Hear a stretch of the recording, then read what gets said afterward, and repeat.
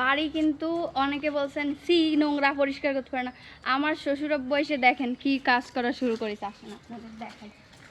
আচ্ছা এনাদের কি মাথায় বোকা না, খালি কয় নোংরা নোংরা, কি বুঝে একে কয়দিন আইনে আমার এই জায়গায় কাজ করানো উচিত জানো জান, সত্যি কথা। এই দেখেন এগুলো আবার আমরা পরিষ্কার করছি।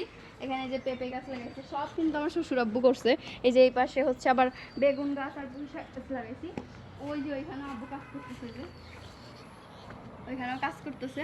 আমার মরিচ গাছে মরিচ হয়েছে, যেগুলো আগে লাগাইছিলাম ওই যে প্রথম আর কি। এই দেখেন এই যে মাশাআল্লাহ বলিয়েন সবাই, এই যে মরিচ হয়েছে। এই যে এটা হচ্ছে আসলে বাইলা মাটি, তো এখানে গাছে আর কি একটু জোর কম পায়, এর জন্য আর কি সব গাছগুলো তো ভালোভাবে হয় না, বুঝছেন। চলেন দেখি ওই পাশে আব্বু কি কাজ করে দেখাই আপনাদের। এই জায়গা সার বানাচ্ছে, এটাই দেখাও। এখানে আমাদের সার হচ্ছে, সার। এই যে এখানে আমাদের ধনে পাতাও ছিল কিন্তু নাই, আবারও ধনে লাগাবো, এই জন্য আব্বু কালকে ধনে নিয়ে আসছে।